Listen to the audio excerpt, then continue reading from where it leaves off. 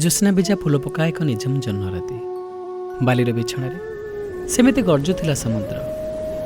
ଗୋଟେ ପରେ ଗୋଟେ ଢେଉ ଆସି ଫେରି ଯାଉଥିଲା କୂଳ ଛୁଇଁ। ନଜର ମୋର ଅଟକି ଯାଉଥିଲା ସେ ଭଙ୍ଗାରୁଜା ଢେଉମାନଙ୍କ ଉପରେ। ଏତେ ଶକ୍ତିଶାଳୀ ହେଇ ମଧ୍ୟ ନା ଅଛି ଆଗକୁ ଆସିବାର ଗର୍ବ, ନା ଅଛି ପଛକୁ ଫେରିବାର ସଙ୍କୋଚ। ପ୍ରତ୍ୟେକ ମୁହୂର୍ତ୍ତରେ ନିଜ ପରିଚୟ ସହ ସେ ପରିଚିତ, କାରଣ ସେ ଜାଣିଛି ତାର ଶକ୍ତି ତା ପଛରେ ଥିବା ଗଭୀର ଜଳରାଶି। ଆଉ ସେଥିପାଇଁ ତ ସେ ତା ଔକାତ ଭିତରେ ଅଛି। ହେଲେ ମୁଁ ହଠାତ୍ ଭାଇଙ୍କର ଫୋନ୍ ରିଂ ହେଲା।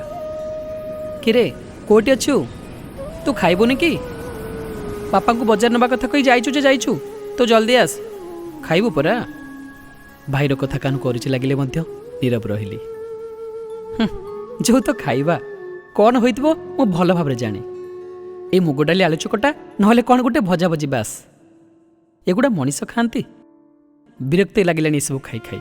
କେମିତି ଖାଉଛନ୍ତି ଏସବୁ? ମନେ ମନେ ନିଜର ଭାଗ୍ୟକୁ ଦାୟୀ କରୁଥିଲି ମୁଁ।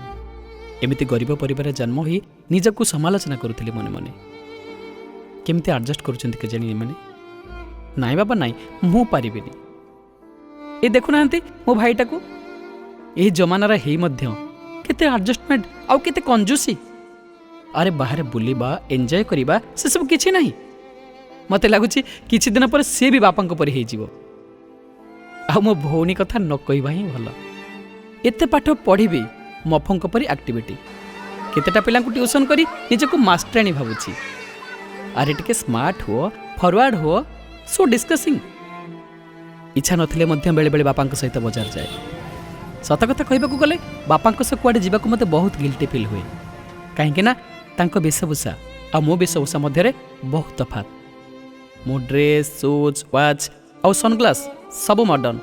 ଆଉ ତାଙ୍କର ସେଇ ହଳେ ପ୍ୟାଣ୍ଟ ସାର୍ଟକୁ ବଙ୍ଗାଳୀ ଗାମୁଛା। ସେବା କ'ଣ କରିବେ? ତାଙ୍କୁ ତ କେବଳ ସେଇଟା ହିଁ ମାନିବ। ବଡ଼ ଘରର ବାପାମାନଙ୍କ ପରି ସେ କେବେ ବି ହେଇପାରିବେନି। କିନ୍ତୁ ମୁଁ କେଉଁ ବଡ଼ ଘରର ଛୁଆଠୁ କମ୍ ନୁହେଁ। ମୋର କେଉଁଥିରେ କିଛି ଅଭାବ ନାହିଁ, କାରଣ ମୁଁ ମେଣ୍ଟେନ୍ କ'ଣ ଜାଣେ, ଯେଉଁଟାକି ମୋ ବାପା ଆଜି ଯାଇ ବି ଶିଖିପାରିଲେନି। ସେ ନର୍ମାଲ ଫୋନ୍ ବି କେବେ ଧରି ନାହାନ୍ତି।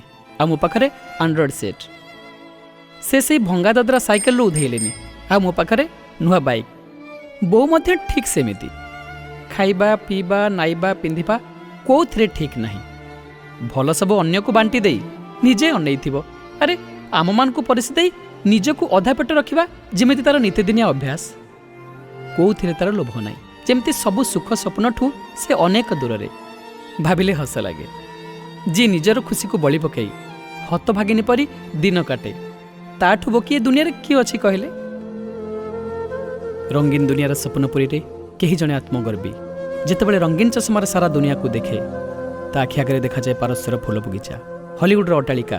ଆଉ ଯେତେବେଳେ ସେ ରଙ୍ଗୀନ ଚଷମାର କାଚ ଫିକା ପଡ଼ିଯାଏ, ସେଇଠି ଅଟକିଯାଏ ମଣିଷ।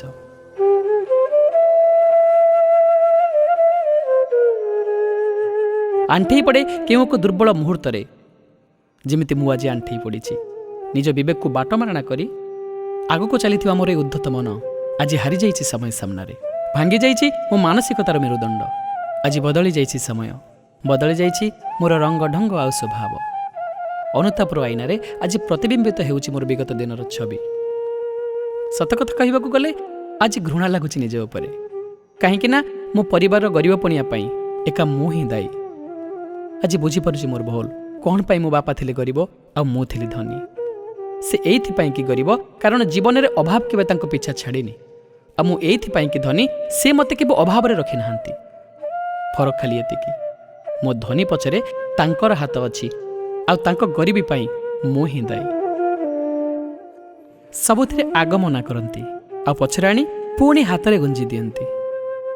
ନିଜେ ସେଇ ପୁରୁଣା ଟାଇଟନ୍ ଘଣ୍ଟାର ବ୍ୟାଟେରୀ ବଦଳାଇ ପିନ୍ଧନ୍ତି। ଆଉ ମୋ ପାଇଁ ପ୍ରତି 2 ମାସରେ ନୂଆ ନୂଆ ଘଣ୍ଟା। ନିଜେ ଭଙ୍ଗା ସାଇକେଲ ଚଢ଼ି ମୋତେ ନୂଆ ବାଇକ୍ କିଣି ଦେଇଛନ୍ତି। ନିଜ ଆବଶ୍ୟକତାକୁ ମାରି ସବୁବେଳେ ମୋ ପକେଟ ଭରିଛନ୍ତି। ନିଜେ ପୁରୁଣା ପିନ୍ଧି ମୋତେ ନୂଆ ଆଣି ଦେଇଛନ୍ତି। କାହିଁକି ନା ସେ ମୋ ବାପା।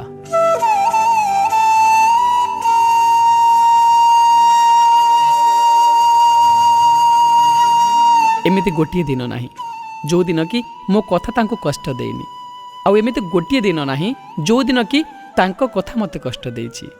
କାହିଁକି ନା ସେ ମୋ ବାପା। ତା ଛଡ଼ା ମୋର ବା କ'ଣ ଭୁଲ? ମୋତେ ତ କେବେ ଅଭାବର ଆଭାସ ହିଁ ହେଇନି। କ'ଣ ଦରକାର ଥିଲା ଏତେ ଦାନୀ ହେବା? କ'ଣ ଦରକାର ଥିଲା ମୋତେ ଏତେ ଖୁସି ଦେଇ ମୋ ମୁହଁକୁ ଓଢ଼ାଇବା? ବେଳେବେଳେ ଶାସନ କରିବା କ'ଣ ଉଚିତ ନଥିଲା? ନାଲି ଆଖି ଦେଖାଇ କ'ଣ ଆକଟ କରିବାର ନଥିଲା? ଏଥିପାଇଁ କିଏ ଦାୟୀ? ମୋ ବାପା ନା ମୋ ବୋଉ? ମୁଁ ଠିକ୍ ଜାଣିଛି ଏଥିରେ ଉଭୟଙ୍କର ହାତ ଅଛି। ଆଜି ମୁଁ ବୁଝିପାରୁଛି କ'ଣ ପାଇଁ ଗୋଟିଏ ପ୍ୟାକେଟ୍ ବିସ୍କୁଟକୁ ସମସ୍ତେ ଅଧା ଖାଇ ମୋ ପାଇଁ ଅଧା ରଖନ୍ତି। ସମସ୍ତେ ପୁରୁଣା ପିନ୍ଧି ମୋ ପାଇଁ ନୂଆ ଆଣନ୍ତି। ବଡ଼ ଭାଇ କ'ଣ ପାଇଁ ସବୁଥିରେ ଆଡ଼ଜଷ୍ଟ କରନ୍ତି।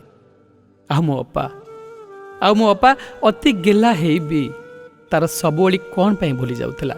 କାହିଁକି ନା ମୋତେ ସେମାନେ ବହୁତ ଭଲ ପାଉଥିଲେ। ଯେଉଁ ପରିବାରରେ ରହିଲେ ଦିନେ ମୋତେ ଅଣନିଶ୍ୱାସୀ ଲାଗୁଥିଲା, ମୁଁ ଆଜି ଜାଣିପାରୁଛି ସେମାନେ ହିଁ ମୋର ନିଶ୍ୱାସ ପ୍ରଶ୍ୱାସ। ସେମାନେ ହିଁ ମୋତେ ଜିଇଁବା ପାଇଁ ସାହାରା ଦେଉଥିଲେ। ମୋର ଦରକାର ନାହିଁ ଷ୍ଟାଇଲ୍ ମାରିବା। ଦରକାର ନାହିଁ ମୋର ସାଙ୍ଗସାଥିମାନଙ୍କ ପାଖରେ କ୍ୱାଲିଟି ମେଣ୍ଟେନ୍ କରିବା। ବାପାଙ୍କର ଚିରାଫଟା ଗଞ୍ଜି ବଦଳରେ ମୋର ନୂଆ ଡ୍ରେସ୍, ତାଙ୍କର ଛିଣ୍ଡା ଚପଲ ବଦଳରେ ମୋର ଦାମୀ ସୁ।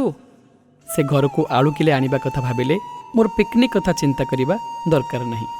କାହିଁକି ନା ସମୟ ଆଉ ପରିସ୍ଥିତି ଏଠି ସାଥ ଦିଏନି। ଏଠି ସ୍ୱପ୍ନ ଦେଖିବାକୁ ହେଲେ ଶାନ୍ତିର ନିଦ ଦରକାର, ଆଉ ନିଦ ପାଇଁ ରାତିର ସାହାରା। ମୋତେ ମିଛିମିଛିକା ଧନୀ କରିବା ପାଇଁ ସେ ଶତଶତିକା ଗରିବ ହୋଇ ଚାଲିଛନ୍ତି। ସେ ଦେଖିଥିବା ଅଧୁରା ସ୍ୱପ୍ନକୁ ମୁଁ ସାକାର କରିବି, ମାତ୍ର ତାଙ୍କୁ ଗରିବ କରି ନୁହେଁ। ତା ନହେଲେ ଦୁନିଆ କହିବ ବାପ ଏଠି ଗରିବ, ପୁଅ କିନ୍ତୁ ଧନୀ।